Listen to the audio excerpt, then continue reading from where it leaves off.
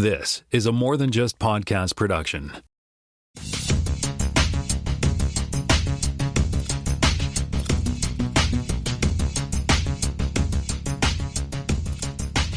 Welcome to Spotcasts, Season 9, Episode 19. My name is Jonathan Kuline. I am in Florenceville, Bristol, New Brunswick, Canada, and I am joined once again by Jaime Lopez Jr. in Seattle, Washington. How's it going? Good, man. How are you? Doing well. Happy belated Canada Day. Happy early 4th of July, Independence Day here. Yeah, it's nice that we get to have our national celebrations in proximity. Yeah. And good news for both of us right now. We still have existing soccer clubs that we can support during this exciting World Cup time. Indeed. There've been real bangers on these. The Seattle Stadium game was Senegal and Belgium, which is bananas.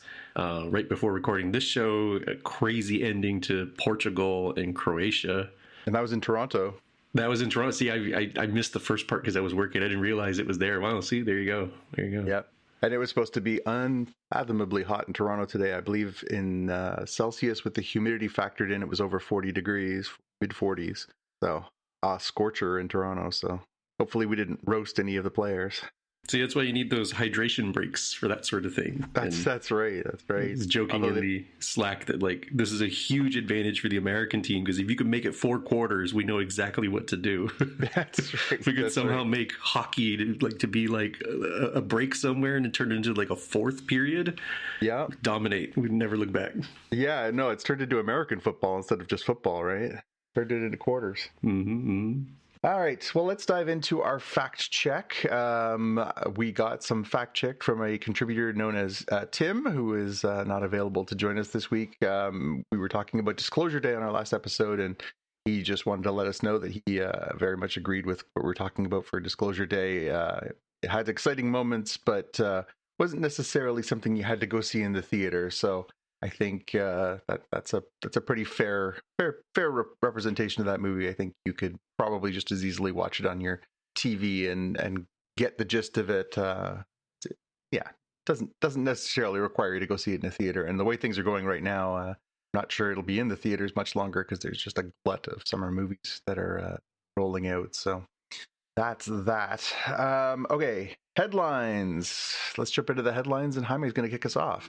Yeah, a couple of these related to AI because that's just the world we're in. The first one, to be really clear, the estate of Gene Wilder did agree to this, and that puts a different flavor on it than another story we're going to talk about. But the story here, reporting from Engadget, which is re-reporting from Variety, is that apparently there's like a Netflix series coming out, like a game show of was it Wonka's Golden Ticket? I missed that. I should have written it out. Yeah. What do they call it? Wonka's The Golden Ticket. So some sort of competitive show on Netflix, and they have decided to use AI to, recreate the voice of Gene Wilder, presumably to, fit in with the theme. There is some ick that can be there. I can see why they wanted to have this given the theme. What are your thoughts here, Jonathan, on this? So I'm kind of two minds of it. Yeah, I don't know. It does seem like this is not a passing trend. We've obviously seen people who have signed over their voice rights. We saw, I think James Earl Jones did that to Disney so that it can continue being used in Star Wars. And, I think the circumstances where somebody did make that conscious decision are definitely a little less weird and icky than the ones that people didn't. Obviously estates are responsible for the image and likeness and voice of the people that they are, representing, but it does feel weird when they're like, hey, yes, you could do that. Like, how far does this go? Do we start saying, hey, Marilyn Monroe is going to host the new, awards show, and they'll just use an automated version of her voice licensed by her estate? Like, it just seems like a really weird and slippery slope. And it starts to get kind of like a little bit morbid too. Like, these are people who are long gone and had no say, and it does feel a little bit odd. And I should preface this by saying I love Gene Wilder. Gene Wilder is one of my very favorites. his work with Mel Brooks, his work with Woody Allen. Like there's so many great performances, and of course iconic as Willy Wonka. I think it just feels really weird. It feels really weird. I'm sure it'll probably, and if you were just sat down and watched it, or if you weren't maybe as old as me, it wouldn't bother you as much. But it does feel weird. Yeah, I feel different about this because it has a person's face associated with the voice than I do the James Earl Jones, donating his stuff to the estate and be able to use that, AI created voice to have Darth Vader. I feel like it feels different because I don't see his face. It feels weird and illogical and definitely not very consistent, but I feel better about the Darth Vader James Earl Jones voice than I do about this Gene Wilder one. Yeah. And again, I think if somebody wants to add some financial stability to their estate by licensing their rights and guaranteeing an income flow for their beneficiaries or whatever, again, that's a choice that people can make. It's the people who are getting this now sort of after the fact. It's interesting that the technology is good enough now that they feel like they can take an existing voice and make it, of caliber. I'll be curious to, maybe check this out just to see if it's as close as they think they can get it. I mean, Gene had a pretty distinctive voice too, right? Is it going to sound accurate or is it going to be weird? It's just, this whole thing makes, are we going to have Spockcast starring one of us when we're gone? Oh no. Sorry, Jaime met his demise last week, but that's okay. We've created an AI version of him and he can continue to talk about the things he likes to talk about. Yeah, just throw in the, record a clip of how's it going and then, get a sense of what, the things you would normally say. We'll just chuck it in there and I don't know, that doesn't feel good. It's a weird one. And, one thing that's not related to AI, but I definitely know that people will think about the wishes of the person, or in this case, the artist. So I feel what's the right word regarding Prince and his discography that is on Apple Music. So while he was alive, he refused. I don't know if it was out of principle or if it was because they just needed to make the money work. But he refused to have his, albums on Apple Music. And then his estate, once he died, made it available. So selfishly for me, I feel no qualms about, I'm honoring the person. I didn't go against his wishes. That's his family's problem, if anything. If he put in a will somewhere hey, never put this thing. Oh, okay. I was like, that's between you and your family member. As far as me, I am just innocent bystander honoring this man's memory in my way. If you are not honoring the man's memory in your way, that's between you. I'm not going to get in your business. Yeah. No, you're right. It's potentially fine or potentially icky. It kind of depends on the circumstances. In this case, I guess it also comes down to who controls his estate. Is this controlled by, his family, or is this controlled by a corporation that has bought the rights? It's all pretty murky. I just like to state for the record, probably shouldn't keep me alive for the podcast. Just going to put that out there. But,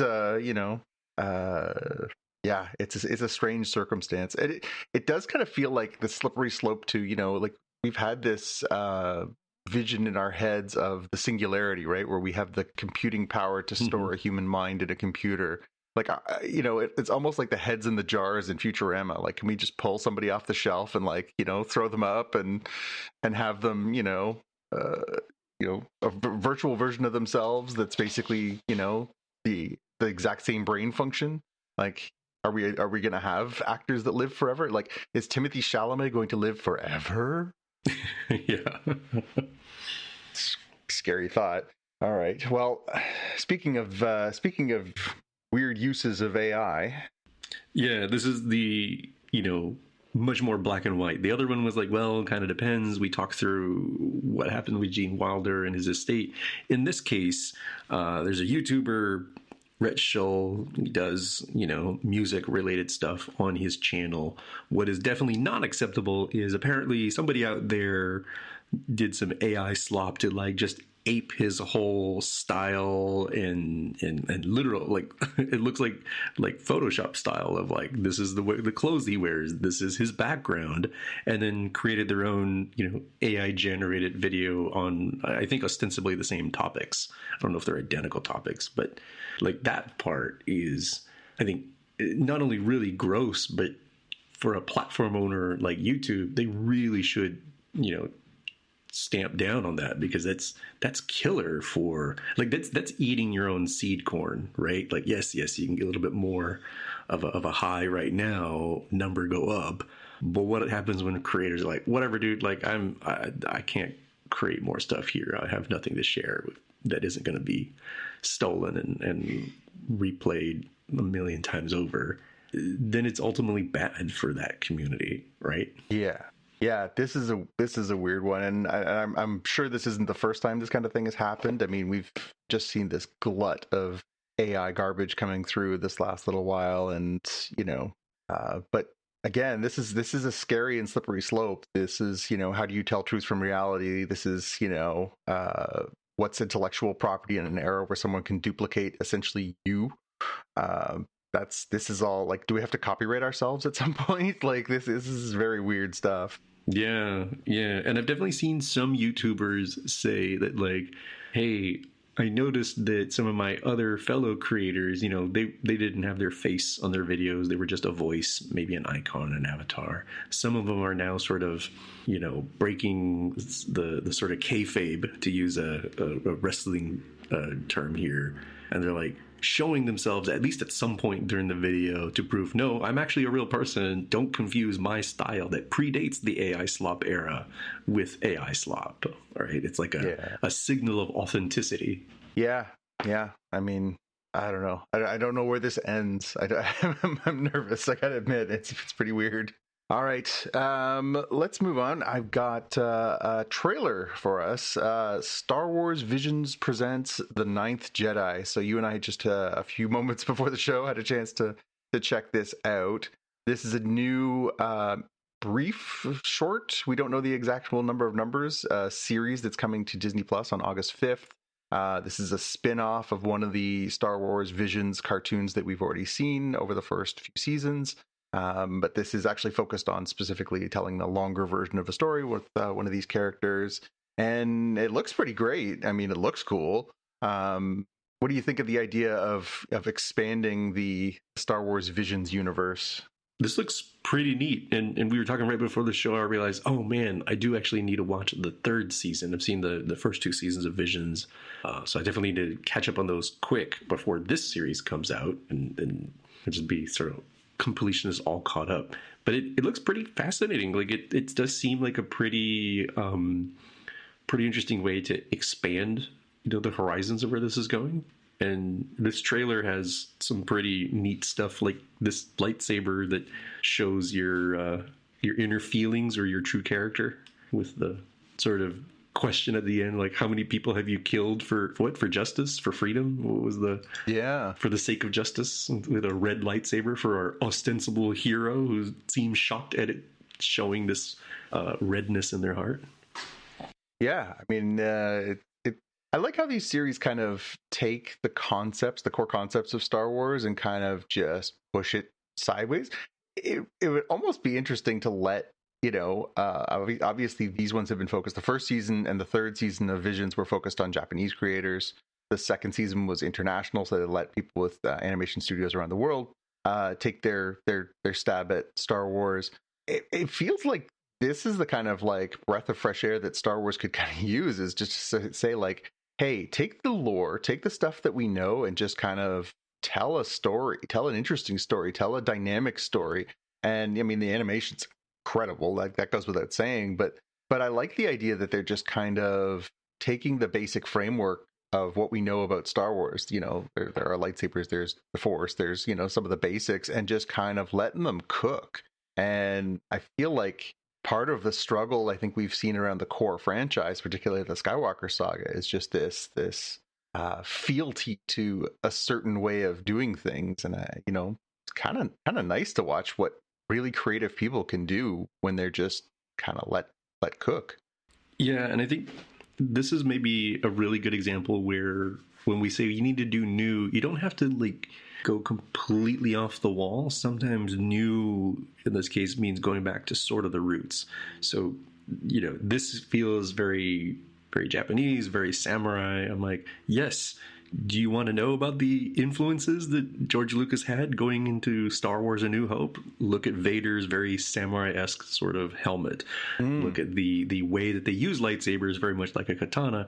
And there's definitely people, I'm not the first to notice it, like, hey, Akira Kurosawa's The Hidden Fortress, wow, Star Wars, the first step, A New Hope seems very similar in many respects there, right? Like an homage. I'm like, this is one of those, like, take it back to sort of the root influences and then start remixing from there and see what you get. Like, I think that's a pretty good way. Yeah, pretty cool.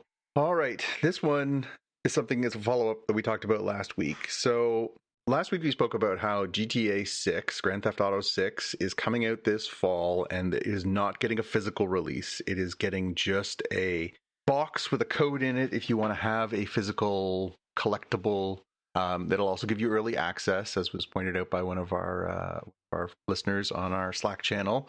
But it is sort of a big shot fired into the air of the tipping point between digital video games and physical video games. This week we got a real left hook on this one, where PlayStation has announced that they are pulling the plug on all physical games for PlayStation 5 starting in January 2028. So we have a fairly small window, all things being equal, a year and a half we're talking about, before PlayStation intends to completely end physical games for PlayStation, which is pretty seismic. I mean, and there's a rumor out there that the new Xbox system is going to be disc-free as well. There won't be any physical portion. That'll all be digital as well. So we're moving into an era where the idea of borrowing a game, reselling a game, resellers entirely are out. And the only way to acquire software for a gaming console would be to purchase it digitally, which is certainly something that non-console gamers, PC gamers have been in that world for a very long time now.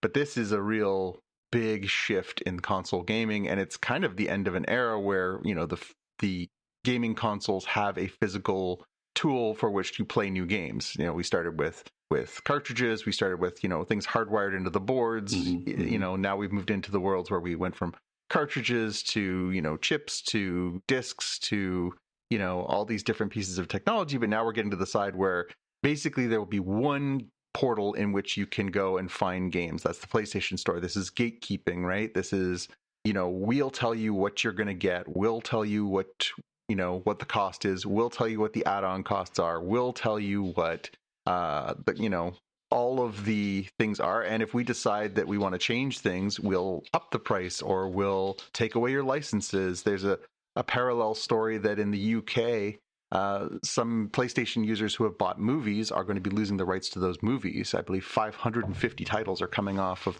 PlayStation Movie Store in the UK. This is messed up, and this is I can't say, like, I'm really curious to what you think about this, but I think this might be the end of my console purchasing going forward. I don't see what the point is, really. What's your take on all this? Yeah, this one I take a whole lot more seriously. So this sort of triumvirate of the console makers, Sony has been the clear market leader for several generations now, right? Like, if this was the soda wars, they're basically like Coca-Cola. Yep. Microsoft is been an upstart challenger. They're ostensibly kind of like Pepsi, and they work kind of that way. They do some weird, like, baffling, what the heck are they doing kind of things from time to time. And when they went with, the rumored, like, hey, they're not going to have any disc, I'm like, yeah, whatever, that's just Microsoft doing another, like, crystal clear Pepsi, if I remember correctly, that one. Yeah. I was like, okay, you're doing a weird thing. Okay, got it. And then Nintendo, rounding things out, has always been kind of more like a Dr. Pepper. It's there, it has big fans, that does what it does, but it never, like, you can always understand the approach they had even if you don't agree, as opposed to like Pepsi that just like swings and misses weird, wild stuff, right? To try to go from number 2 to number 1. Here, this is like seeing Coca-Cola say, no more glass bottles. They're like, wait, what? No more glass bottles? Like, that's a huge, Rubicon to cross here. Yeah.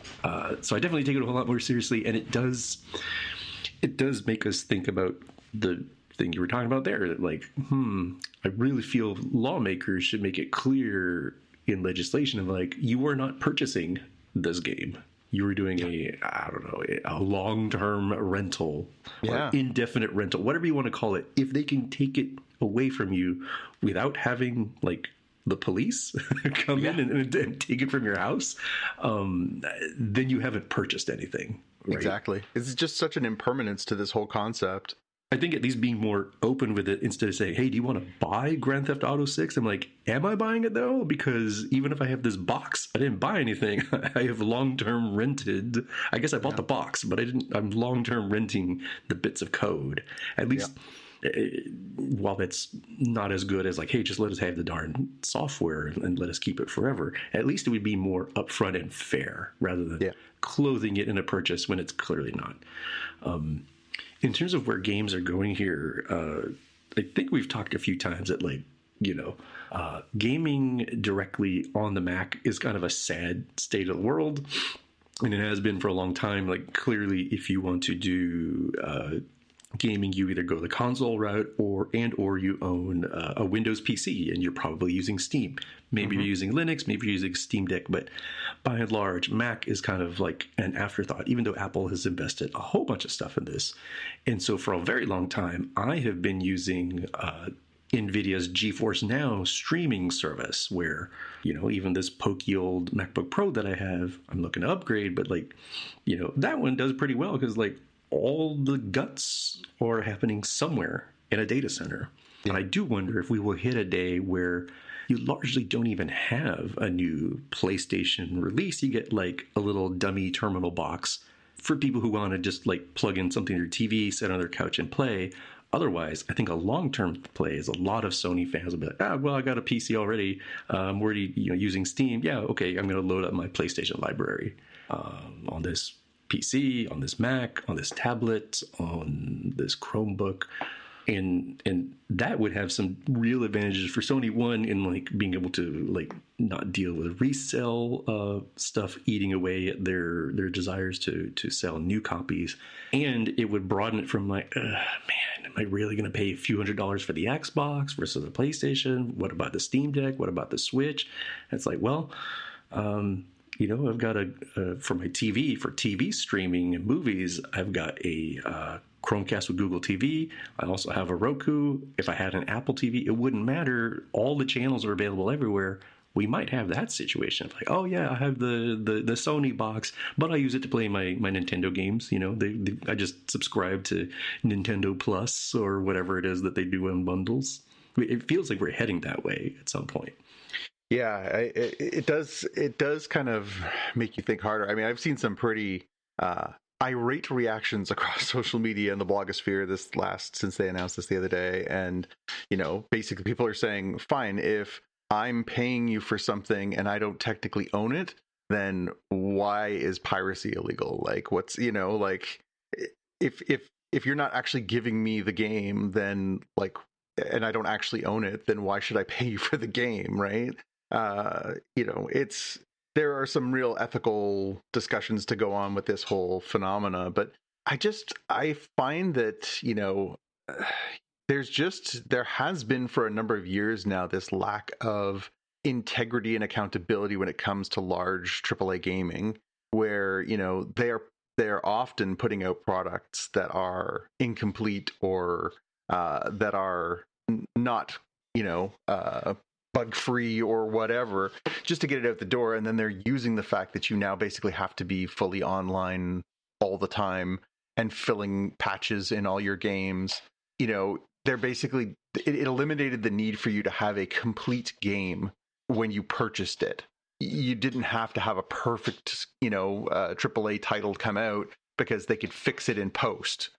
Whereas now we're ending up with a lot of, they're fixing this stuff, and it's all fine and good, but the other thing that they kind of buried in this is they're closing down the PlayStation 3 store, they're closing down the Vita store as well. So they can decide when you could no longer get those patches, you can no longer get those old games, you can no longer do these things. They're basically, it's up to someone else to decide when your games are basically unsupportable. Like, you know what I can do? I mean, I'm lucky enough to have, a treasure trove of old video games, thanks to my parents saving some of my old stuff in Rubbermaid containers and also just picking stuff up over the years. But I can throw on my Atari 2600 and I can play a game of Pac-Man and there's nothing stopping me. I can do the same thing for many generations of video games, over the years. But, if I go to play a game that came out on the PlayStation 3 and it's no longer supported, it may not function at all. And they can also say to me, hey, when you paid, a large amount of money for this, $80 or whatever, that didn't guarantee that you could play it in perpetuity after the fact. Well, you know what? That would have been probably better for you to put out at the time. How are you entitled to do that? I feel like this almost sets itself up for a class action suit. Yeah.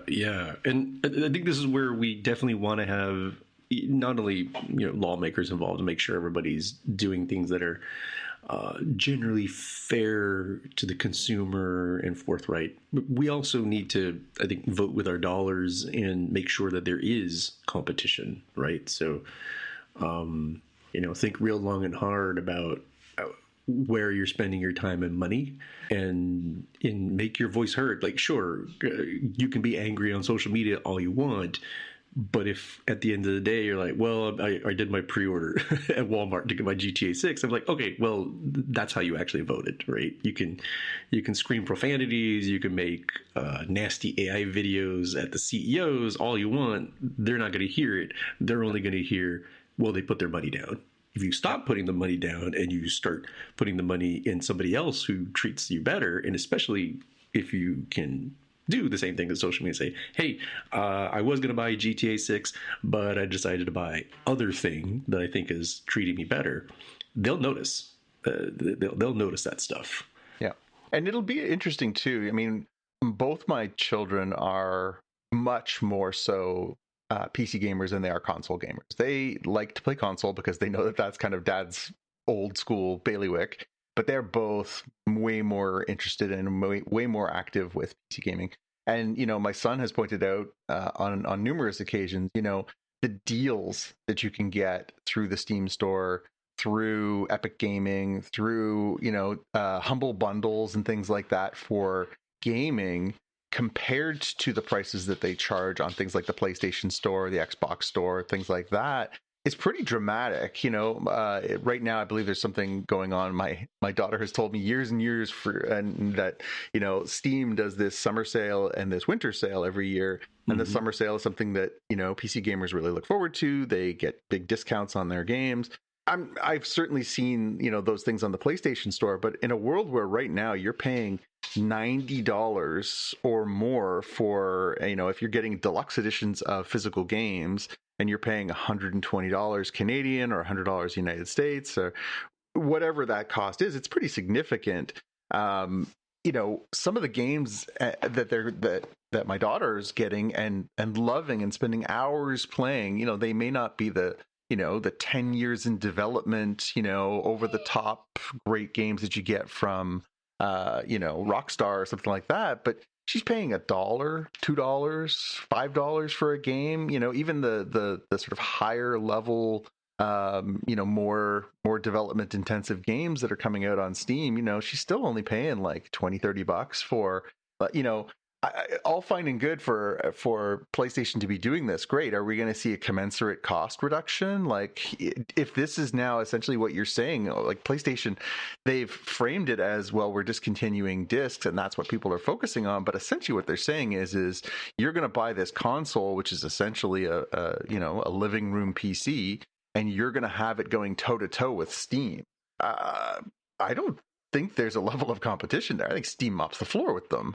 I think there are interesting parallels here to what we've been talking about that's happening in the theater, the film industry, I should say, movie theaters, where it's like, so He-Man, Masters of the Universe didn't do that well.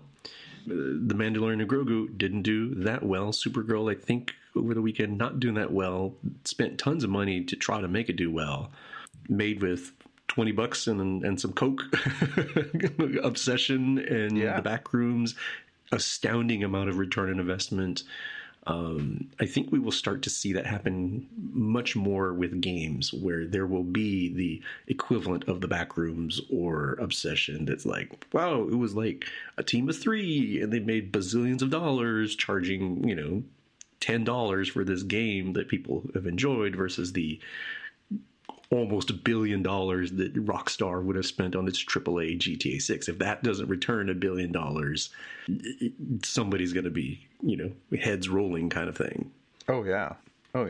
Yeah, it's going to be interesting to see how this plays out. And, I have seen, different rumblings in different corners of the world that, people are saying, well, maybe they need to go to Congress and, maybe now's not the best time to go to Congress, but maybe you need to go to your officials and basically say like, hey, this is unethical business behavior. And, I don't know. I mean, it is a bit of a catch-22. I see it from a lot of different perspectives. I see it from an environmental perspective. Hey, that's a lot less stuff that ends up eventually in a landfill. That's not a bad thing.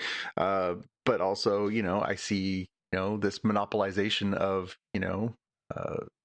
of gaming by basically saying like, you can't. One of the best parts of gaming for me growing up was trading games, playing games with each other. Hey, I've got the new blank game. I just played it and finished it.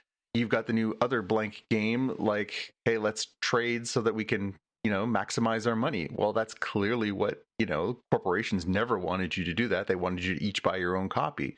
Well, that's fine and good. But, you're also, when you're charging large amounts of money over the years for these things, like not everybody can afford that. And, the secondary market, like I live in a community that is, I would say, lower middle class, and, not everybody can afford that. A lot of people are, when a game comes out at, $90, that's not their price point. They're waiting for it to come out, and then wait 6 months or 9 months or 2 years or whatever it is till it gets to a price point they can afford. Well, if it goes to digital, it may never hit that price point. And so you're excluding a lot of people based on economics.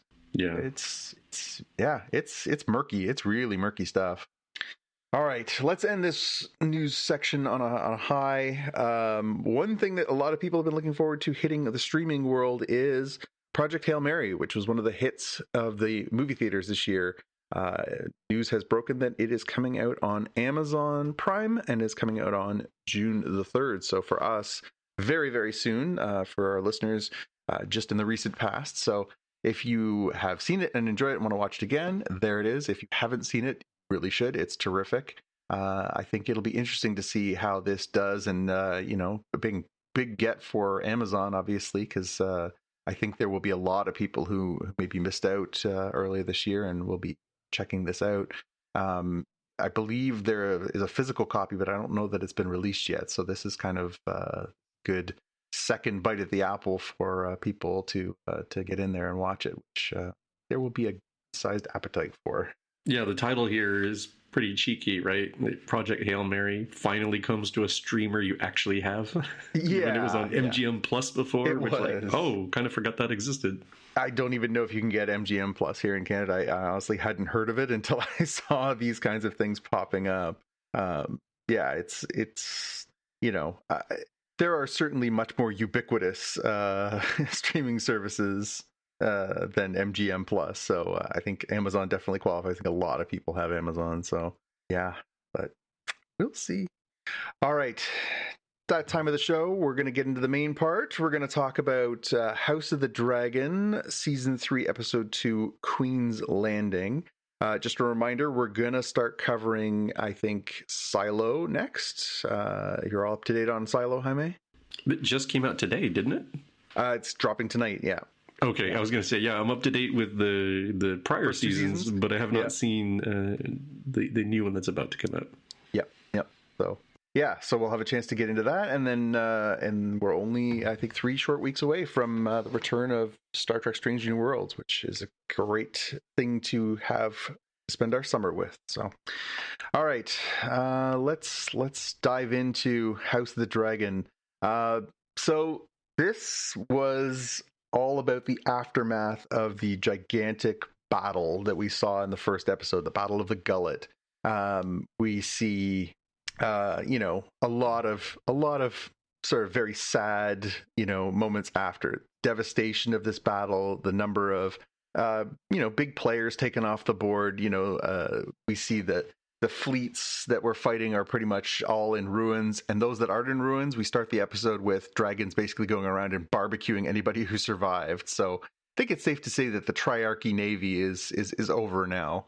Although we do see in this episode that some of their soldiers made it ashore and are looting and pillaging. Although that doesn't seem to go for very long or for very well for them. Mm-hmm.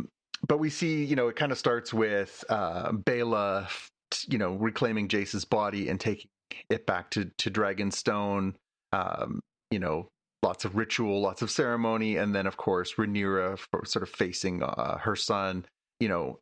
Dealing with the consequences of him imprisoning her in her room so that he could go fight this battle that inevitably cost him his life. She's really stricken by that and obviously very, very upset. And dealing with that, we also have Rhaena, who was the wild card in that battle, who brought the feral dragon Sheep Stealer into the fray. Which, I mean, if you rewatch that first episode, you can make a case that the reason why Vermax and Jace had to go low and down into the line of fire was to get the heck out of the way of Sheep Stealer. So she's pretty directly responsible for his death. She has returned to the Vale to see Lady Jane and basically said, like, I need to be hidden because Rhaenyra is going to kill me. Which is fair. I think that is legitimate. I don't think Rhaenyra really cares that that's her stepdaughter and or family member. I think she would 100% murder her for costing her firstborn son. Yeah, I think that's a reasonable fear for somebody so young and inexperienced and in a volatile situation. Like, yeah, I know there are people online like, oh, but his family. I'm like, I don't know, dude. Like, this is a big deal. Like, I could see why you would say, I kind of need to lay low till the heat goes away. Yeah, and Jane Eyre is like, they come to a compromise, right? Where it's like, okay, you're right. I did want a dragon to protect the Vale, but I can't be seen officially, holding you here as a host. So the Vale's pretty big. I guess I didn't realize the dragon had a rider on it. We try to steer clear of this dragon. Okay, plausible deniability seems to be the compromise they come up with. Yeah.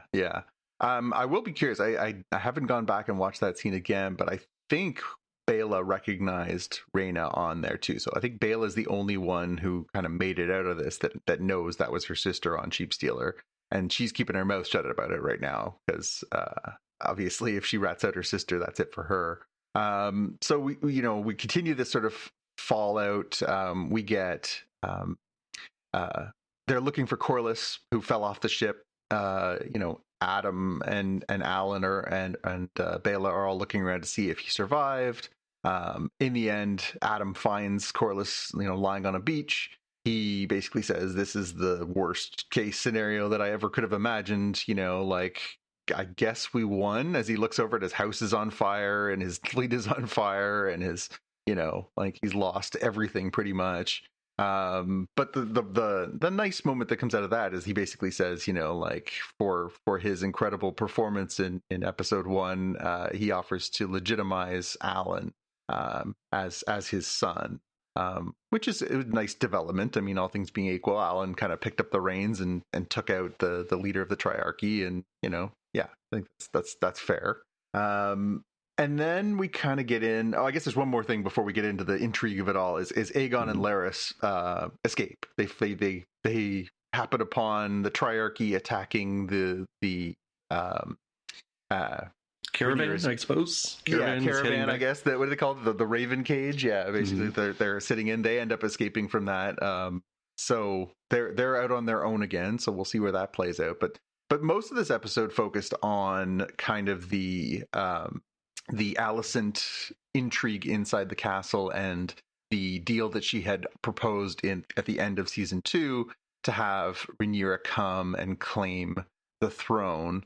So, she basically is trying to solidify, support / reduce any kind of attacks that might happen. She talks to the commander of the City Watch and says, like, hey, maybe don't interfere, or maybe help us if it comes to it. And then she ends up, as she's walking around sort of making all these little side deals, the Master of Laws, Jasper, basically says, like, I know it's you, I know what you're doing. And he decides that that's time to perform a rape, which is a bit of a crazy, extreme reaction. That was a baffling one. In Alicent is like a lightning rod for objectification, which is nuts in this show if you just add them all up. Yeah.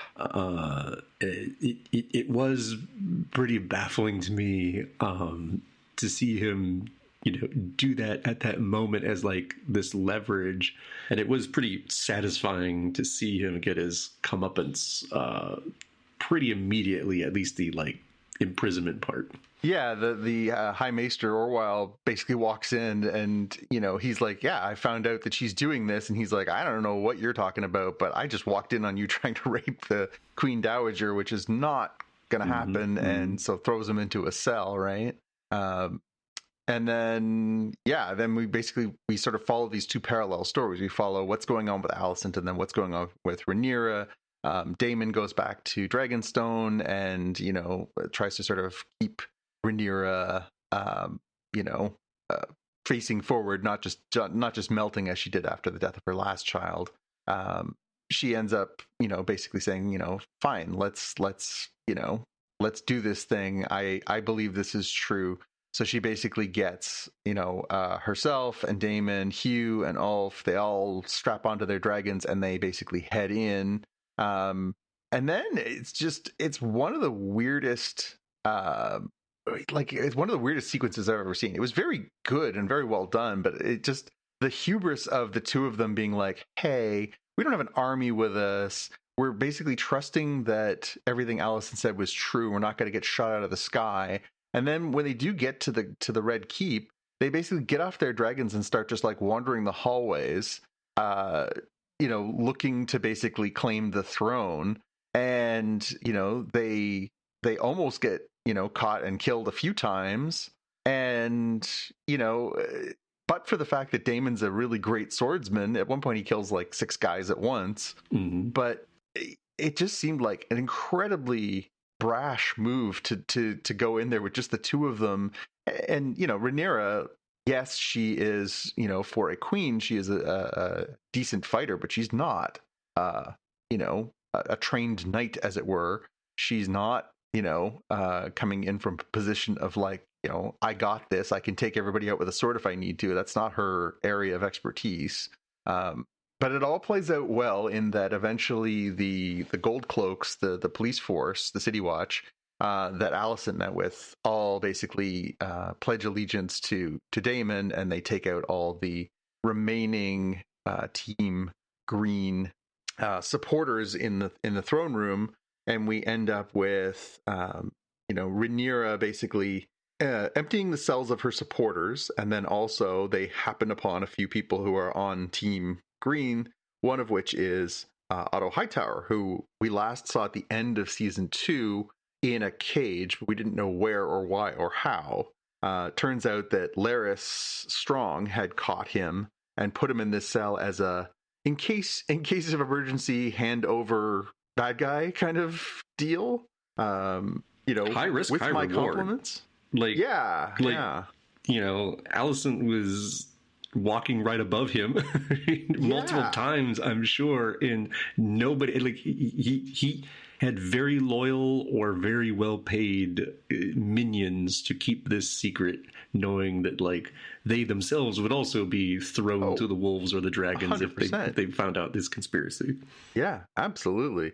So that was a pretty ballsy play by Laris to pull that one off. But so we end up with this pretty dramatic scene where, you know, they are freeing all these people who were, you know, ardent supporters of Rhaenyra, who had been thrown into the prisons. And you end up with this whole sort of congregation inside the throne room. And then we end up with Otto there, and we end up with Jasper, the Master of Laws, there as well. They end up basically having this dramatic, you know, you gotta execute Otto, you know, and it's your deal. So Rhaenyra gets Daemon's very, very sharp Valyrian sword, and, you know, it takes a couple whacks at it, but eventually kills Otto. And then we see Daemon take the head off of Jasper. Tell my lady wife, woof. Like, yeah, nope, guess not. Yeah. That's pretty dark. And then, you know, in that moment, we had seen that Alicent and Helena and her daughter were trying to escape the castle. They thought they had time to get out. They got pinched, and they end up getting brought back to the throne room. And it's in that moment that she basically arrives and sees, like, you know, everything that she had planned had worked out, except that she did not know her dad was here. She did not know that Rhaenyra was going to take her head off. And we basically end with, you know, Rhaenyra on the Iron Throne for the first time. It is sort of triumphant moment, but also this conflict of, you know, Alicent, you know, oh my God, what have I done? My dad is now lying there with his head separated. So I definitely felt like these two episodes, you know, this was episodes 19 and 20 of the series. They both belonged on season 2. Yes, these would have been either one, and both in concert would have been absolute bangers as the end of season 2, rather than the wait, did it just stop? What happened here? Right? Yeah.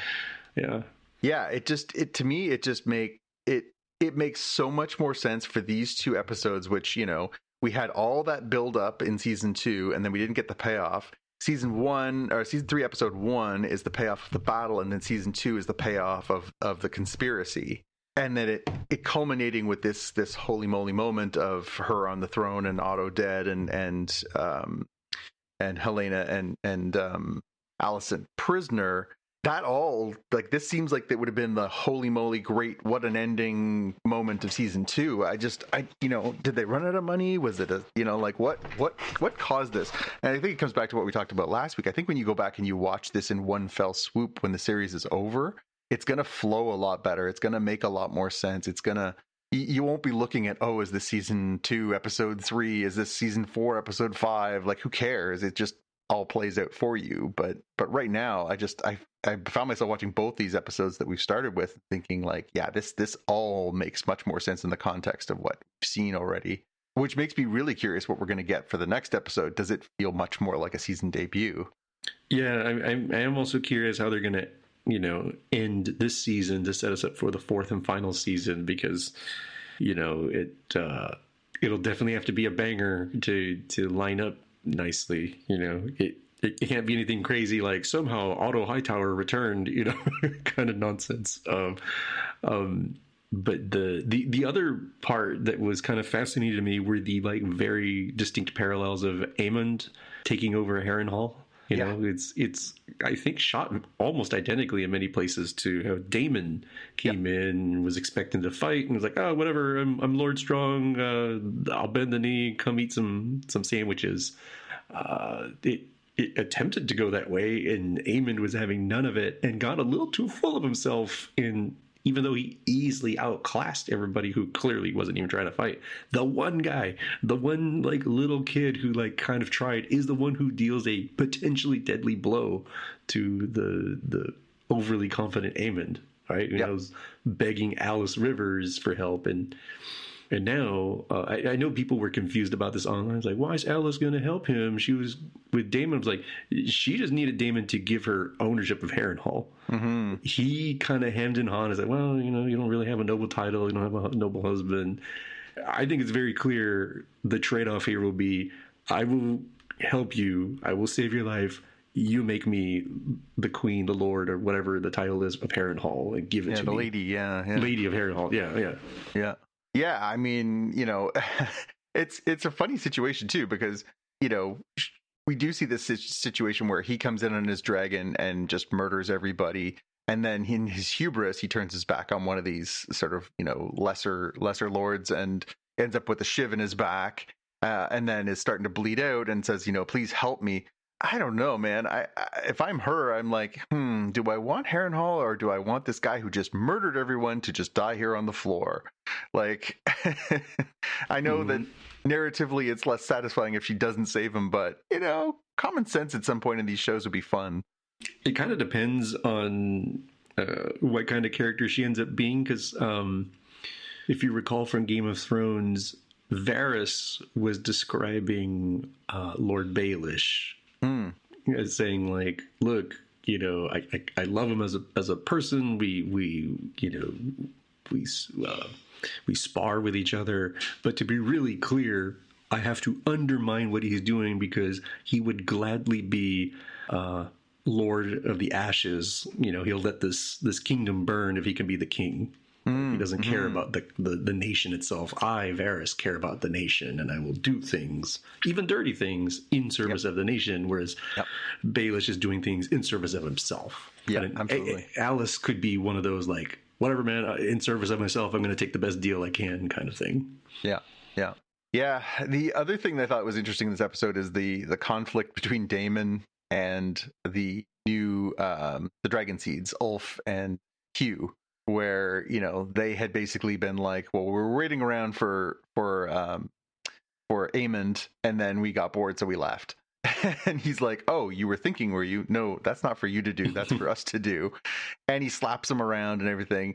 And it seems like such foreshadowing of you probably shouldn't be a complete jerk to the people who now control two very powerful dragons, especially when the dragon math is so important to Rhaenyra's cause, having dragons on her side, to come in and just like slap them around. Like, we already saw that Ulf has already said, like, well, hey, I don't want to be a knight. What's a knight do? I don't get money. I don't get power. Like, I can't feed myself with a knighthood. So we've already seen that dissatisfaction in the first episode. Here we see, the higher lord in Daemon slapping them around and being like, we don't pay you to think. We pay you to, do what you're told. And basically belittling and mocking and dressing down these guys. It just seems like bad planning and foreshadowing for this could go wrong if you don't treat your soldiers the right way. I mean, we've seen it. I mean, how many times have we seen Daemon do the same thing where it's like Daemon being a jerk ends up coming and biting people in the butt, right? Ulf has made it pretty clear that he's his pursuit is drink and women and fun and all that. And yes, he's got a dragon now, but that's still who he's about. And Hugh is about his family and making sure that they're safe and secure. And again, if those are their motivations, like, they're not Targaryens, and they're not, I mean, they are Targaryens by blood, but they're not Targaryens in that they weren't raised in that environment. This isn't their righteous cause. This is just, we got kind of sucked into this weird world, and now what, right? So I thought that was a really kind of small scene that kind of really caught my eye as, oh, this could be interesting to follow.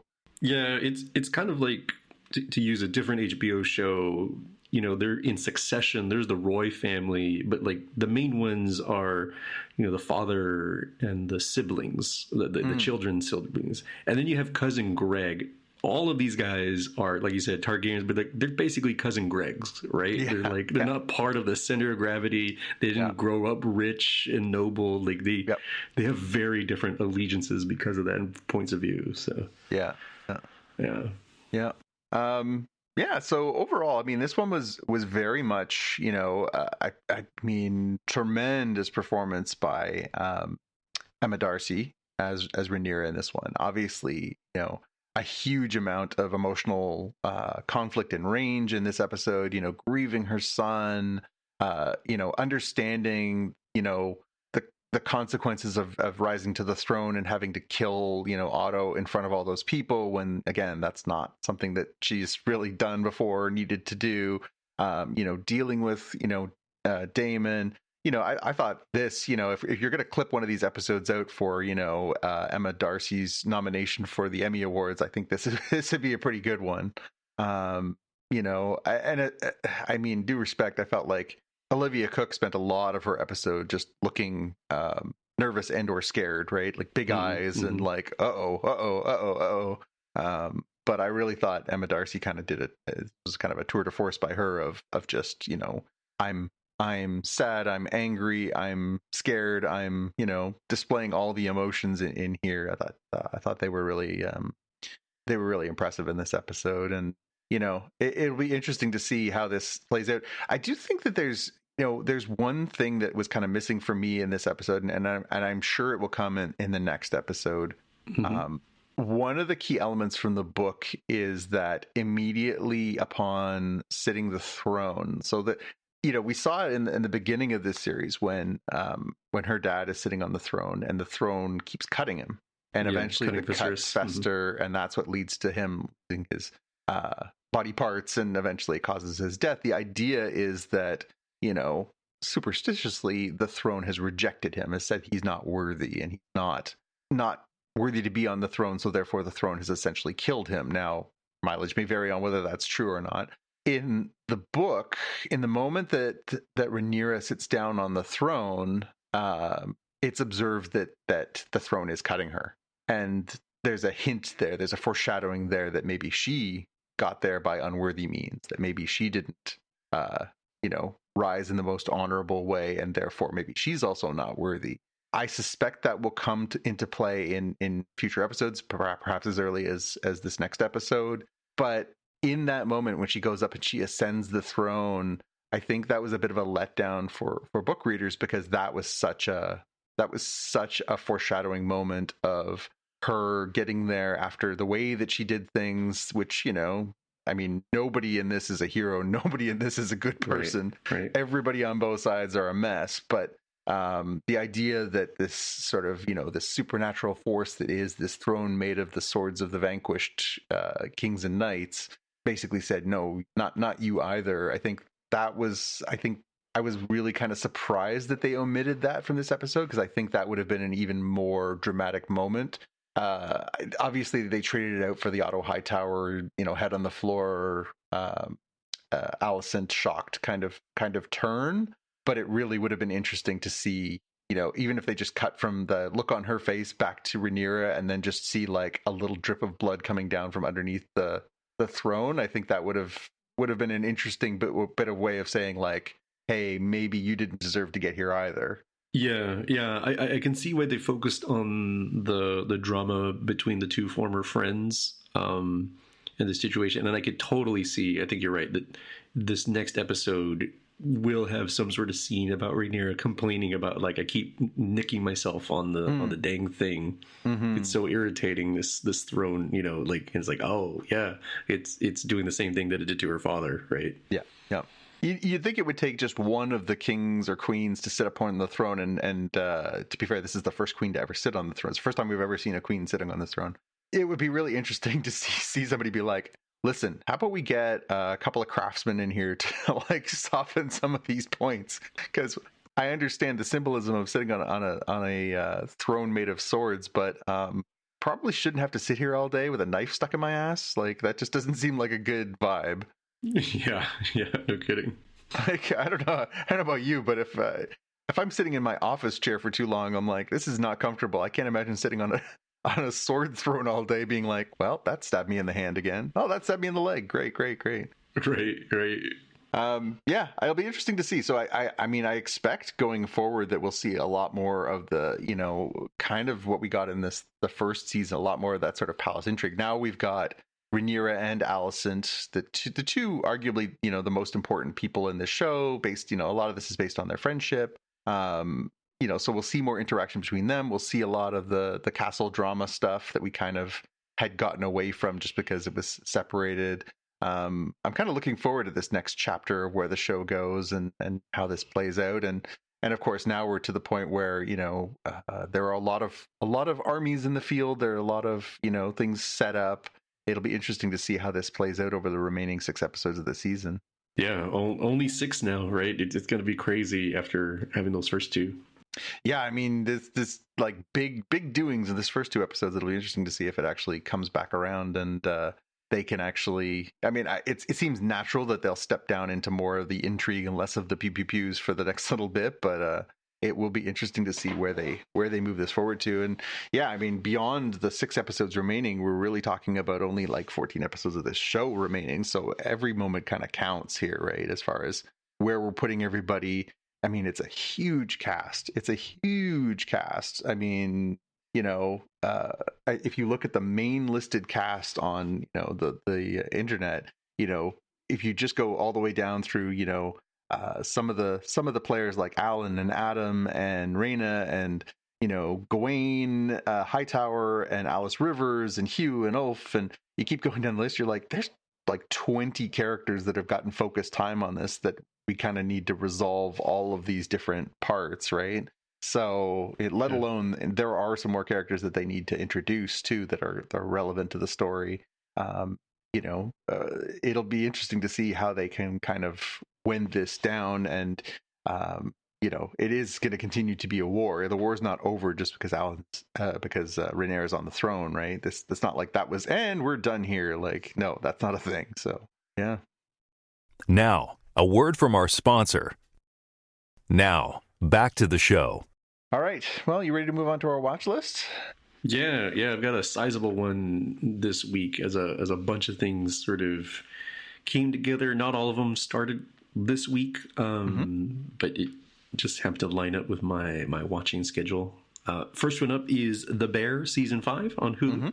Those are all available, and I didn't realize until we finished the season that there was a special called Gary that came out like a month or 2 ago. It completely flew under the radar for me. Well, because it didn't. They basically announced it and it dropped. Like they announced it one day and it dropped the next day. So yeah, my wife and I watched that one not long before the season dropped, like maybe a week before. And that's a weird. I assume you've watched it now, but that episode is also it's a real non sequitur. It's really it's kind of like a road trip set in the past. It's very weird. Yeah, it without spoiling too much, with cousin Richie and Mikey go on this road trip, and I think it shows us more in depth what Mikey was like, both the good and the bad, and it's sort of fascinating to see how Richie still clearly misses the person despite having going through like this drama over this hour, right? Because again, this show is a drama, not a comedy. I know it gets put in the comedy category for the awards, but it's not funny, haha, like Parks and Recreation or something. Like it's drama, and so I enjoyed Gary. I think since it is kind of a side story, we accidentally watched it out of order. I don't think it really matters. You arguably should watch Gary first and then watch season 5. Yeah, I mean, one of the parts of that episode comes back around in the first episode of this final series, right? Final season. Yeah.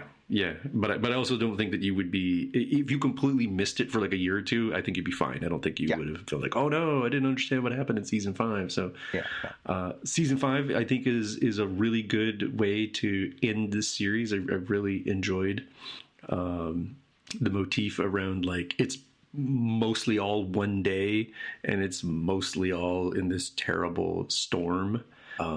I did notice that they did pull a little bit of a hold my beer in the final episode, where they do really give things a nice clearing for just about everybody. And that episode, instead of being like, I don't know, 20, 30 minutes like they normally are, that one was like a full hour. I'm like, aha, see? You needed an extra long episode to deal with the hold my beer moment. But it doesn't feel to me like it was rushing or trying to hem things in. I felt like it was pretty well done. I enjoyed this capstone to the series. Yeah, we're about halfway through, so we're kind of looking to see where it goes. Right now, it's it's still in the down mode very much because it's coming off of the events from last season. But yeah, I'm curious to see how they land this plane. I'll hopefully we'll get through it by next week and we can compare notes. But yeah, I mean, the show's always, it's funny because my wife and I sat down, we watched the first few episodes, and I said, man, I forgot what a roller coaster ride this show is. It's so emotional. It can be so funny and so sad and so sweet and so bitter, all within minutes of those feelings. It really does take you for a ride. And there's just so many terrific performances, and the show is so well made. You're just like, you just get swept up in it. But boy, it really does kind of take you places. Yeah, it's a show where you have to sort of think about how this family feels very real, because they all clearly love each other, but they also have a real hard time being a functional family. They're very dysfunctional. So I think that's one of the things that really helps the show, is that there's not really anybody who's like squeaky clean. And I don't mean like in a villain, but like, I don't know that you can really point to too many people, if anybody, and be like, see, they're totally blamed. It's like, no, they probably did something that, even if they didn't intend it to be wrong, it's just a human thing that, oh crap, I made a mistake here, right? Like, there's like the opposite of Mary Sue characters in this show. Everybody has something that they're dealing with. Yeah. No, that's great. Okay, next up, I'd forgotten about this, so I had to watch 2 episodes to catch up. So on HBO Max is Life, Larry, and the Pursuit of Unhappiness. This is the Larry David show, more or less, but executive produced by Michelle and Barack Obama, who at least Barack shows up in the first episode to kick things off. This is a celebration of America's 250th turn around the sun, and it's taken from the perspective of what if Larry David was playing pivotal characters or pivotal people in history, real or imagined. And so it's kind of more sketch comedy style for that.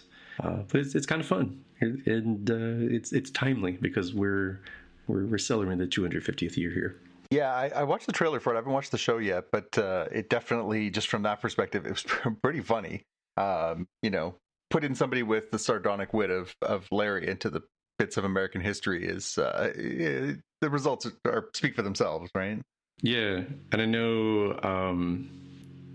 Canada not too long ago, maybe 2017, 2018-ish, did the sesquicentennial, the 150 years, right? And I did look it up. It is for 250, a couple of variants I found. Sesquicentennial or semi-tercentennial. I'm not sure how to pronounce that one. I'm sure somebody will correct me on that. I'm going to go with sesquicentennial because it's way easier to say. Yeah. Well, hopefully it goes smoothly is all I have to say. Right. The other one that started a couple of weeks ago and I had been watching, but I hadn't brought it up in my watch list, is season 3 of My Adventures with Superman. This is on Adult Swim, and then I think next day on HBO Max. Your mileage may vary. For folks who don't recall, this is a lighter-hearted remix take on the Superman mythos. Without spoiling too much, season 1 is largely about Clark Kent and Superman and how he got here and why he's here, and people dealing with that. Season 2 is largely about the Kara Zor-El, Supergirl coming to Earth and dealing with that. Season 3, although we're only 3 episodes into like a 6 or 7 episode season, seems to be largely about the reign of the Superman arc, which is blowing my mind because guess what? There hasn't been any Death of Superman. And so they're doing a remix take. I'm like, oh, okay, yeah, I guess for kids, you wouldn't do a Death of Superman arc. So they found an interesting way, again, a remix to take like, oh, I kind of know where this is going with the reign of Superman. And then they throw me a little twist, a little curveball in there. So it's fun. I think, this is the kind of show, Jonathan, that like if you had a young kid, I think you would enjoy this one where you would watch it together. They would be like, yay, baby's first Superman. And you would be like, oh, okay, I know which comic they're talking. Oh, I know which graphic novel they're talking about. And you would get a lot out of the things that they hint at, or things that they're very blatant, like without spoiling anything. There is 100% a Green Lantern ring on screen and they don't even talk about it, and it's like a quick throwaway gag or foreshadowing, who knows. That's the way the show runs. Yeah, I've caught bits and pieces of it, but I never actually sat down and watched a chunk of it, and I think I need to rectify that at some point because it does look like fun. Jack Quaid is in everything, so it's true. If you liked him in The Boys, if you liked him as Boimler, guess what? he's Clark Kent Superman here too. So that's the thing you gotta be aware of. But otherwise, I think pretty solid. And maybe I'm just out of touch here. I'm shocked they haven't made like a Happy Meal toy set to go with us, because a lot of the designs seem very easy to translate into like little toys you can get with your chicken nuggets. Yeah.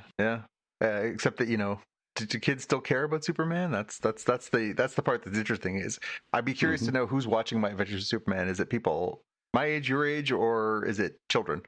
Yeah. This one, for folks who are kind of wondering, this is not BTAS, Batman the Animated Series. This one is very much more lighthearted, and I think skews somewhat younger than the.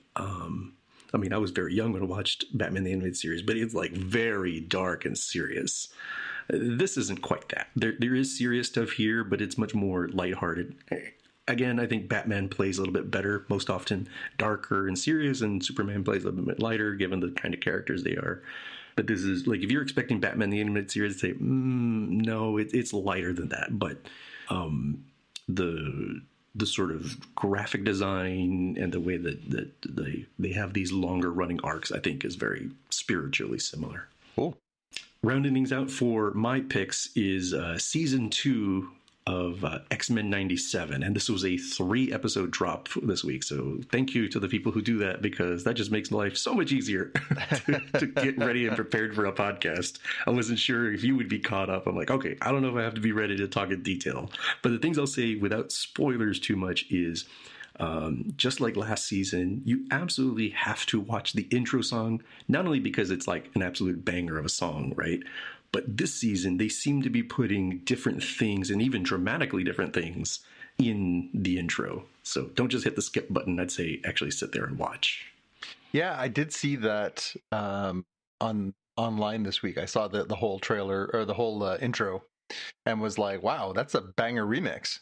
Yeah, and they do some cool stuff. I mean, I know last season we talked about how they made Cyclops seem cool. They found a way to make him cool.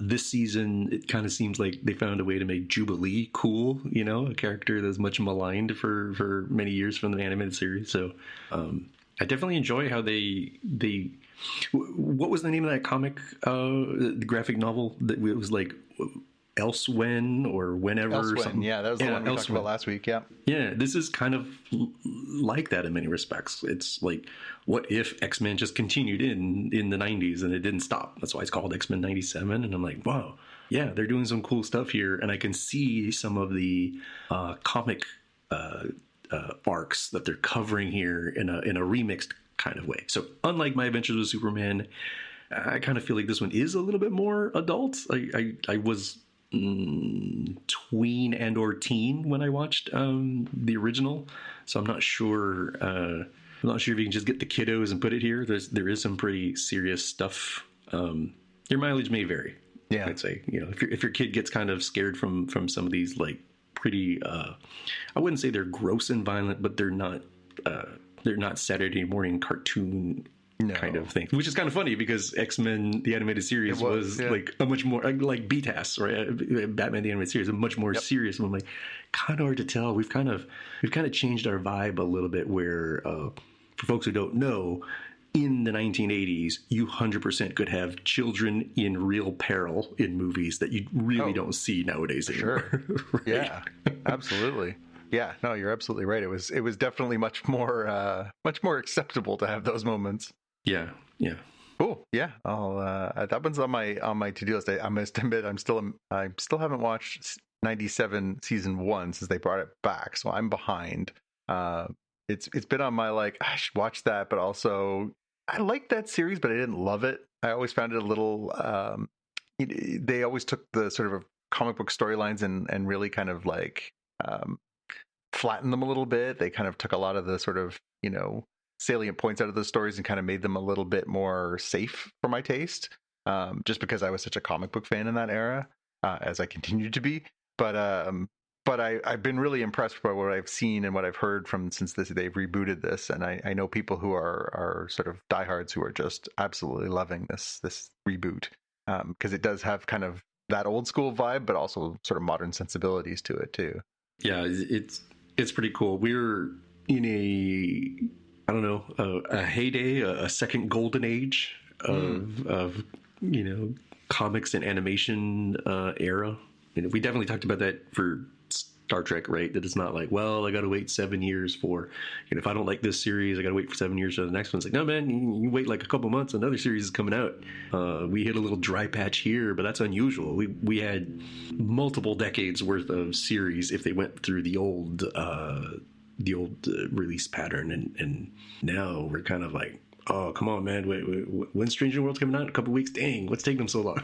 Yeah. So now. Yeah.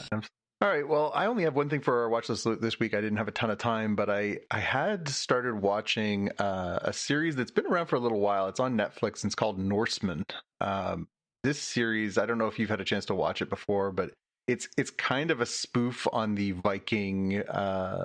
There's been this resurgence over the past decade of like stories about Vikings. There was Viking TV shows. There's Viking stuff on the History Channel. There was kind of a Viking resurgence. There was the Norseman movie. The Norseman, I think it was called. Norsemen is a Norwegian show made for Netflix, and apparently they made it in a very interesting fashion. They actually hired bilingual actors who spoke Norwegian and in English, and they shot everything twice simultaneously. So they actually shot the whole show at the same time. They would literally do one scene in English and one scene in Norwegian. And so you can watch the show in Norwegian or you can watch the show in English. So it's basically the exact same, but also obviously the nuance of the language and everything else. It's a satire. It's very much applying some modern sensibilities and sense of humor to life in 791 in Norway, and what it would be like to the sort of the incongruities of that life. But also what if we just some of the absurdities of living as a Viking. They treat them as very like sensitive and thoughtful people, but also they have the hearts of Vikings. So at one point this person, his wife makes him go to a party, and they're kind of making fun of him for being just a raider who goes out on raids, and he just kind of gets fed up with it and just punches out his wife's best friend because he's tired of being made fun of. Just silly, again, just fish out of water kind of stories about, the Viking tropes mixed with modern sensibilities. I love the first season. The first season was a riot. I laughed out loud. There were so many scenes where I laughed out loud. The second season's a little more inconsistent and doesn't end in a very satisfying way. And the third season actually changes gears and becomes a prequel for the series. And then apparently they decided that one didn't do as well, so they canceled it. So there's only 3 seasons. I would say, your mileage may vary. I understand that, this is the Netflix of it all. This is the modern streaming service kind of model of, you can enjoy something, but you may not enjoy all of something. I love the first season. I enjoyed chunks of the second season. The third season is interesting, but it's weird that instead of carrying the story forward from where we left at season 2, it kind of restarts at before season 1. So yeah, I can't say I endorse all of it, but I would say that if you're looking for something that's just a nice half-hour distraction, fun genre show, it's funny. It's really funny. There are so many laugh out loud, silly things in there. These Vikings doing unspeakable Viking things, but having these very deep intellectual conversations while they do it is just is well worth the time. So you're looking for something light, and that's kind of what I was in the mood for this week, was just something that I need to just turn my brain off and just watch something silly, and it definitely will. So check that out on Netflix if you feel so inclined. That's cool. And it's nuts that it's like technically not dubbed. It's filmed in two different languages. You can choose the language you want. Yeah, and there's just something about it too. So I've been lucky enough to have some friends from that area of the world, and I love the accents, and I love the intonations and the things that come when they speak English.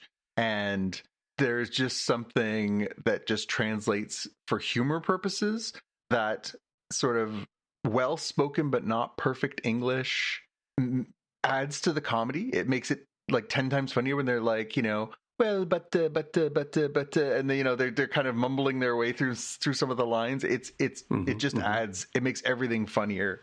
Yeah, some of the situations are I wish I could repeat some of the lines on there, because they are gut-bustingly funny, but they are also not safe for work. So not safe for our podcast. There are some pretty over the top and creative and crazy things that happen on the show, and then like, be prepared. These are Vikings. There are people getting chopped into pieces and stuff like that, but it's also mostly done in the area of humor.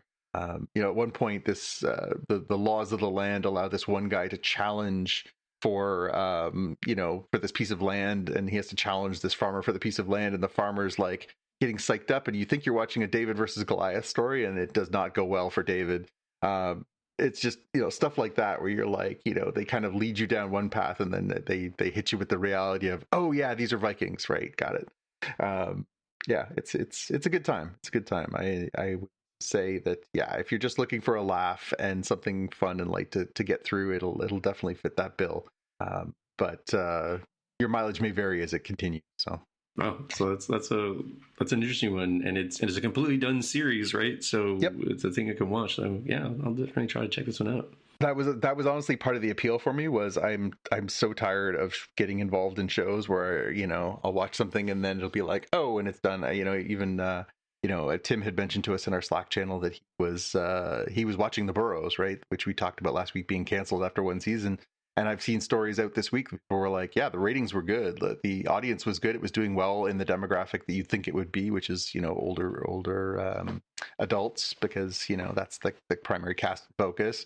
But, it doesn't matter how good it is. They still pull the plug on it. And there's a lot of that strewn wreckage across of all of streaming. I'm still personally very, very angry about the decision to not only cancel the Willow spin-off series, but to remove it from Disney Plus so that it doesn't exist anymore. That irks me. I hate it when not only do they not finish telling you the story that someone or a group of someone's wanted to tell you, but they also do that, and you get no closure from it, but also it's just gone. Yeah, I don't understand why they had to salt the earth on that one. Like, you couldn't find another way to do this, Evidently not. It's unfortunate for me that in the show here that I didn't think about taking a screenshot. So actually, a day after we recorded our show, got a Netflix notification on my phone. It's like, recommended for you, The Burrows. I'm like, nope, I don't think so. Honestly, what's the rationale that why are you continuing to promote it? It's still popping up on my the you may like thing on Netflix too. It's like, you may like this. So I may like it, but why would I even spend any time watching your show if you've already told me that I can't see how the story plays out? It's just infuriating. And I get it. Obviously, these are businesses and they have to make their they need to make their money and they need to make these things. But I don't know. I find it really, really frustrating when they're like, this is going to be a whole thing. Oh, wait, it's not. Yeah. All right. Well, I think that's going to do it for another episode of Spotcast. So, hey, Jaime, if people want to get in touch with you, how would they do that? I'm on Instagram as @DevWithAHair. And you can find me on Instagram. I'm @JPK News. You can always try and track me down on I'm also @JPK. And more importantly, if you want to connect with us, you can join our Slack channel. We love to chat with our fans there. We have a good time trading fun memes. This week we were talking about Star Trek and sharing some fun memes there as to was Captain Picard completely unfit for duty, and or were who was the all-time leader in appearances and playing different characters across Star Trek. That was a fun one. I think all of us, well, most of us would have guessed wrong, so that was fun. In the meantime, see you in the future. Bye.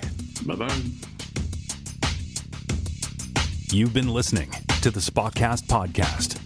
If you want to find out more about the podcast or see the episode show notes, visit the Spotcast website at spotcast.com. If you have feedback or questions, you can get in touch with us on the website.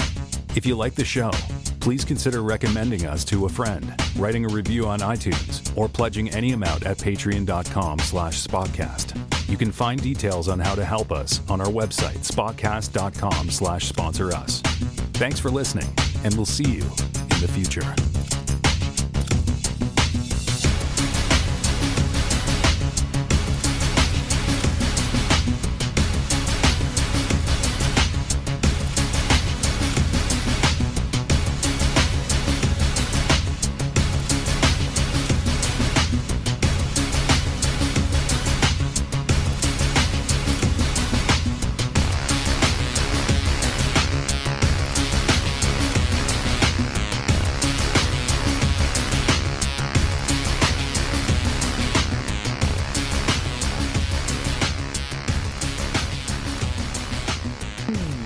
Yeah, I'm curious.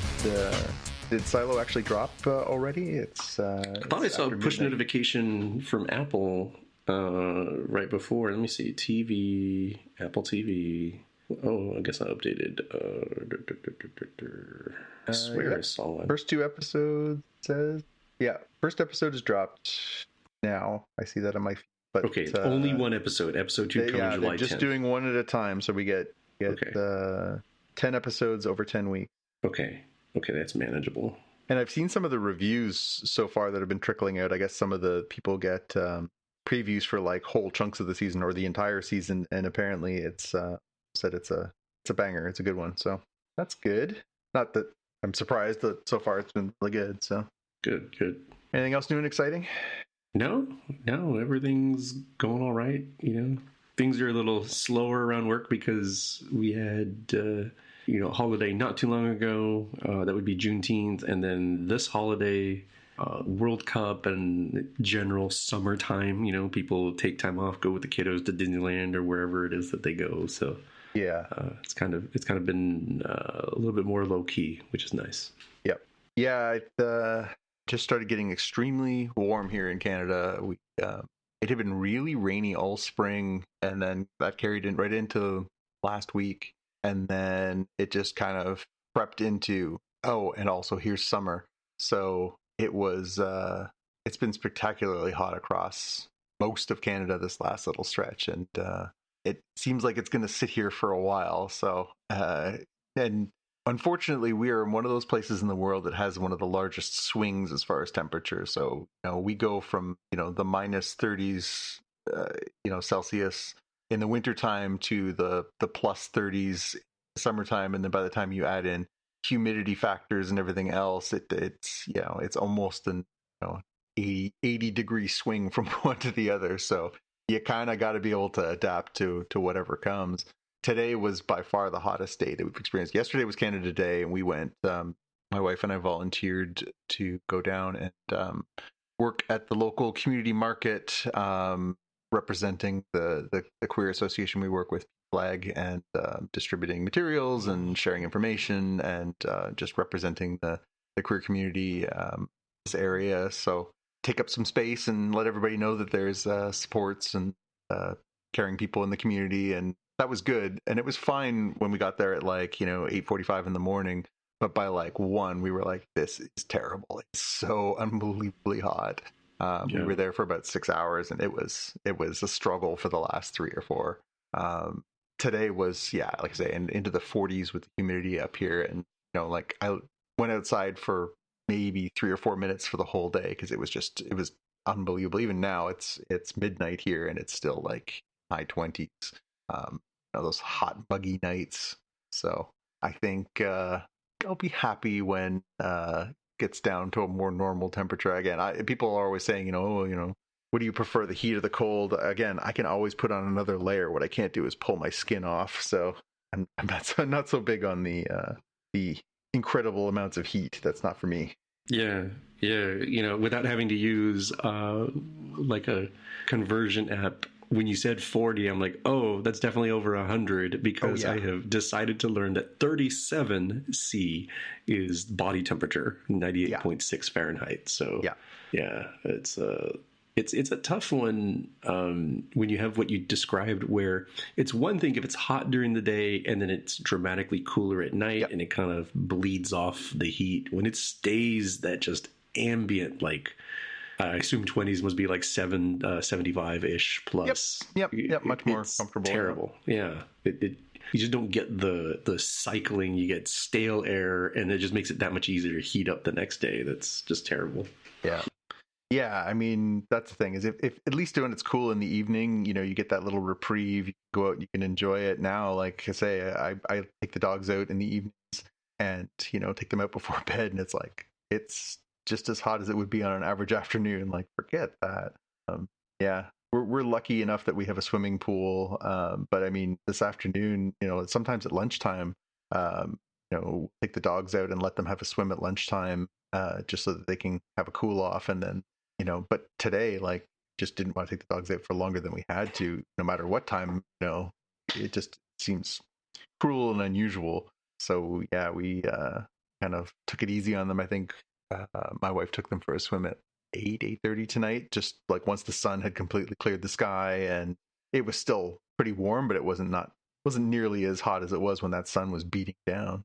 Yeah, I think I for one will definitely I mean, spring and fall are for me, not this, but I'd rather put on thick boots and a couple of layers of sweaters and pants over having to go out there and feel like I'm gonna burst into flames. Yeah. There's definitely all the tips and tricks that people have, around ice for humans and dogs, putting ice in front of fans or air conditioners. One thing I discovered worked really well is the aluminum on Apple products. And the bigger the better. So like a MacBook or an iPad. On your bare-chested skin, like, it's cold. Like, it just sucks heat away from you. I'm like, oh, wonder if I could buy a CPU heatsink, and would that help at all? On my temples, on my forehead, just shoving that Intel heatsink right on my head and see if that would help. Yeah, no kidding. Yeah, I think it would be nice to have a little few more tips and tricks, because I don't think this is going anywhere. I have been watching with horror the videos across social media from how hot it's been in Europe, and of course there it's less common to have things like air conditioning and ways to mitigate that. People are unfortunately literally dying. But I was struck by a video I saw from France the other day where somebody, just to illustrate the point, took a fry pan from their kitchen and put it on their window ledge and made their breakfast on the window ledge, because that's how hot it was. They could actually reflect the heat from the concrete in their window ledge, and made bacon and eggs and like cooked a full meal on their window ledge, because that's how hot it is. Like, holy moly, that's not good. Yeah. And for your doggos, are they the kind of breed that you can like shear them like sheep and then, I don't know, waterboard them in a safe and friendly way in like a kiddie pool to cool them off? I mean, we're kind of lucky in that they're both Canadian by breed. One is a Labrador Retriever, so they're inherently from Labrador, and a Nova Scotia Duck-Tolling Retriever. They're both water dogs, so they seek out the water. So they're happy as heck if we let them in our swimming pool, which we do pretty much every day. So that helps. Mm-hmm. But both dogs have double coats, particularly the Labrador. So the neither the hot nor the cold really penetrates that bad. Like if he goes in the water, he actually traps a little bit of water in between his two layers of fur. So like hours later, if you don't do a good job of drying him, he'll still have layers of water in there. But it actually kind of helps because it cools him down. But they're also, because of their breeding, like they're used to solving their own problems. Like they are pretty good at figuring out like, oh, I can just cover myself in dirt or mud, and that'll mitigate. I can, go into the water, that'll mitigate. Like, they're actually kind of adapted for the weather that we have up here, so that's a mercy. I kind of do wish sometimes I could like give them a buzz cut, but I just don't think that would be very helpful for them. I see. That definitely makes sense given that they're breeds that are meant for the area. Yeah, I feel weird. I see people who have things like, Italian greyhounds that have like 0% body fat, and they have them in Canada. I'm like, so let me get this straight. You have to put that thing in a snowsuit to go outside in the wintertime, and you have to like be super careful because they can die of heat exhaustion in the summertime. Like, I appreciate that people want to have the breeds they want to have, but that just seems unsafe and kind of mean, but it is what it is. Yeah. I think likewise, seeing something like a husky in a very hot or humid area, I'm like, man, that dog is desperately in need of shaving and being continuously drenched in cooling water. Yeah. It's funny too, though, because we started, once we opened up our pool for the season last month, we started letting the dogs go in, and in the springtime, they're, these are adaptive dogs. They grow thicker coats in the wintertime, and then in the spring they start to, shed. So you have to brush them out. Otherwise you end up with hair everywhere. And I brushed, particularly our lab, Melvin, I brushed him for ages in the springtime, like April, and got like, a small garbage bag full of all the extra coat that was coming out when the weather was starting to turn. And I was like, oh, there we go. Okay, good. He'll be much more comfortable now. And then as soon as he started going swimming again, it just started coming off again in sheets. And I was like, oh, okay, we're going to do another round of shedding. So then same thing. It was brush, and it just coming off in like waves. It's amazing how their bodies are just kind of evolutionarily engineered for, whatever the circumstances bring them. It's pretty neat when you step back and go like, oh, they're adapted for this. Their bodies know like, oh, I'm hot. This comes off. Oh, I'm cold. I grow more of this. Like it's pretty fascinating. It almost makes you realize that we're not as evolutionarily adapted for our environment as some things that were actually born and raised there. Very cool. Okay. Well, it is 12:30 at night. I think I'm gonna pack it in. But it's fun. We'll have to figure out something else to add to my. I felt inadequate next to your watch list this week. I was like, man, Jaime's hustling. Let's get off to up my game. Oh, it's not a competition. This time I was like, dang, should I store some of these for next week? What if I have nothing? It's like, nah, I'll just put Jonathan only has 1 or 0, whatever I saw at the time. I'm like, yeah, he'll get the gist. Like, he doesn't need to fill it up. Maybe next time you fill it up with a whole bunch. And I'm like, man, I had nothing new to watch. Yeah. Just tag team, yeah. Yeah, I mean, and again, it's that time of year too where I wish the weather would cooperate. It was pouring rain for so long, and I had so much, property work to do around here. It's springtime and the summer. You're like, oh, I'm just gonna take care of stuff that's outside. Now we've got to that same spot you do in wintertime where it's like, yeah, but I can't go outside. I'll burst into flames. I don't want to go work outside all day. It's unsafe. So yeah, now I'm back to inside again. I said to my wife, if it's going to be like this for a few weeks, that's actually, it's unfortunate that I can't do stuff outside, but inside I'm going to sit down and start reading books and doing the stuff you do in wintertime when you can't go out. All right, man. Until next week. I'll talk to you next week. Talk to you later. All right. See ya. See ya. Bye.